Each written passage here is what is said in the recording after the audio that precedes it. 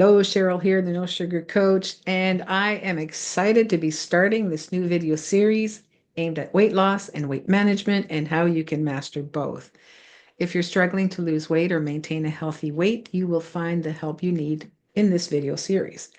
Now, as a No Sugar Coach, I assist overweight and obese individuals adopt a sustainable way of eating that's right for them. It allows them to regain their health, energy, and confidence in their daily lives. Now, I don't know if you know, but I recently completed a series of videos about a 90-day carnivore experiment that I did. In that experiment, I just ate animal products for 3 months, and I actually really enjoyed it.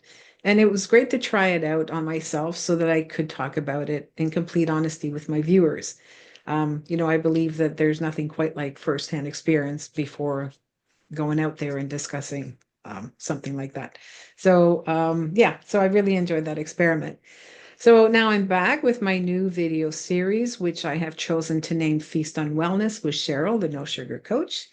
So in this first video, I'll give you an overview of what's to come, because if you're looking to optimize your health, lose weight, and live free of incessant food thoughts, this is for you, and I don't want you to miss a thing.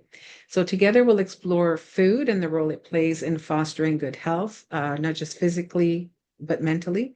We'll talk about why dieting and restricting can do more harm than good.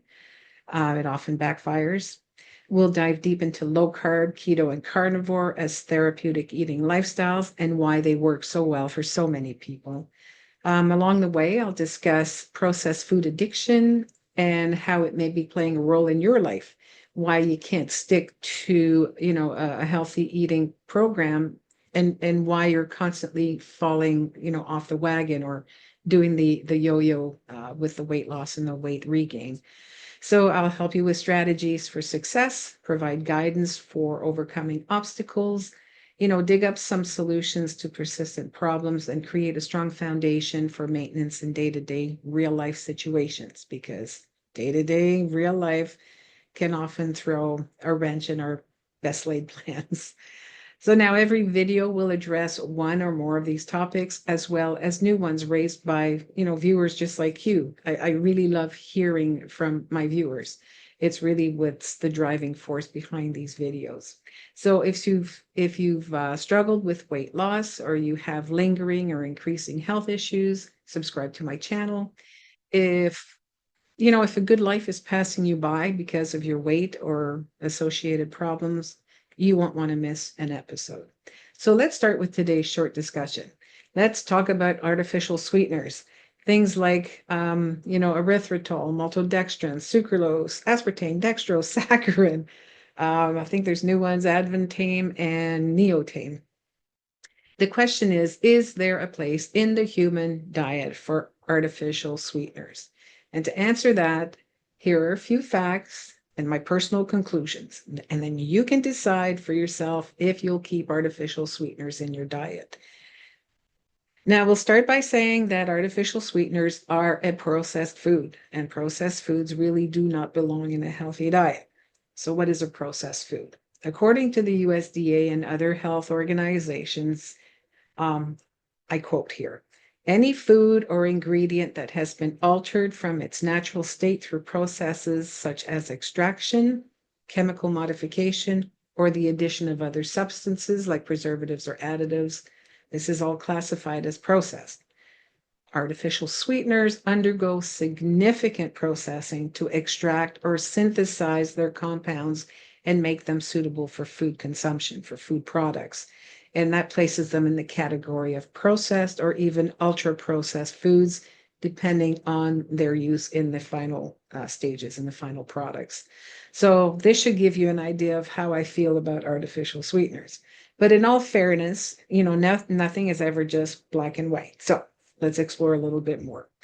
So artificial sweeteners can end up driving our hunger, and it can do this by confusing our brain, since we just ate, something that tasted sweet, but it didn't provide any calories, it didn't give me any energy, and there was no nutrition. So as a result, our brain will send us signals to begin foraging for food. And in that foraging process, we're likely to experience cravings, especially for sugary and high calorie snacks. And since we're surrounded by such foods in our North American diets, this can lead to eating more junk food and less healthy foods, making weight loss difficult, if not impossible. Now, these sweeteners may mess with our gut health as well. They can change the balance of the bacteria in the gut. And when our gut is healthy, the bacteria are in balance, and that helps to control our hunger signals. They also help with how our body processes food. But if artificial sweeteners disrupt this process, it will make it harder to lose weight. We could end up eating more without even realizing it. Usually, when we use artificial sweeteners, we think we're saving on calories, but the sweeteners can trigger hunger, and we end up eating extra food later. It's like we have this conversation in our head about having been good all day, so we can splurge and have a few more calories later on in the day, and that always backfires.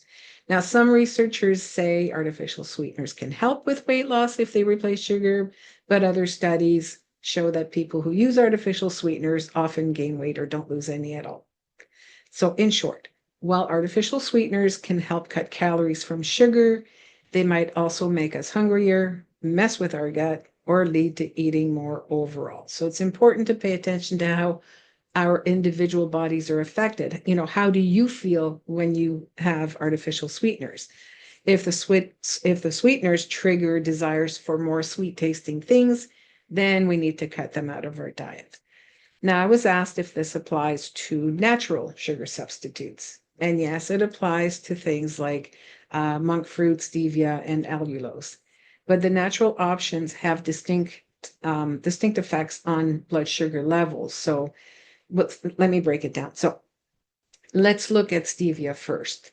So pure stevia has a glycemic index which is close to zero, meaning it does not raise blood glucose levels, and it is safe for people with diabetes or anyone who wants to keep their blood sugar levels from, spiking and crashing.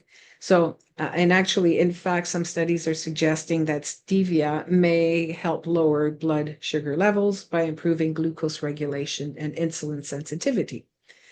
But processed stevia products like Truvia contain additives like erythritol. Other products may contain maltodextrin or dextrose, which can raise blood sugar. So get in the habit of reading labels carefully. So if you want stevia, get the real McCoy. Read the label. What about allulose? So it too does not significantly impact on blood sugar or insulin levels. When absorbed by the body, it's not metabolized, which makes it unique. Unique. It's not metabolized, which makes it unlikely to cause glucose spikes, and it may even help reduce blood sugar levels after meals by interfering with carbohydrate absorption. So that's good news. And then there's the monk fruit. So monk fruit extract also has a glycemic index of zero. It does not raise blood sugar or insulin levels and is considered safe for people with diabetes. But be careful, just like stevia, monk fruit products are often mixed with other ingredients such as erythritol. And when that happens, it may have different effects on blood sugar. Again, get in the habit of reading the labels very carefully. So in a nutshell, natural sugar substitutes like stevia, allulose, and monk fruit generally have a minimal impact or no impact at all on blood sugar when consumed in their pure form. However, the processed versions or those mixed with additives may affect glucose levels, so it's essential to read product labels carefully. And don't forget that whether they're natural or artificial, the taste of sweetness is still going to confuse your brain and potentially lead to craving. So, what about me? I vote for not consuming anything sweet tasting if it triggers the desire to eat more and more sweet things. Cravings are not much fun to deal with. But if eating something sweet, if you do it from time to time and it doesn't faze you, then choose from the available natural sugar substitutes the ones that I mentioned, the stevia, the allulose, and the monk fruit. So that's all I have for you on sweeteners. What's your personal experience been? Do you use any of these products? Leave me a comment and let me know. let me know how they affect you or don't affect you. Okay, so here's what I have in store for you coming up in the next video. I'll share with you the story of Graham, one of my clients, and how he turned his life around within a few weeks with a low-carb diet and how he is doing over a year later. I think you will be inspired by his story. All right, so that's all I have for you today. Leave a comment or subscribe to my channel. Visit nosugarcoach.com and subscribe to No Sugar Weekly. It's my newsletter. It's free, and I've provided a link in the notes below. So I will see you in the next video. In the meantime, eat well, be kind to yourself, and keep a smile on your face. Bye-bye.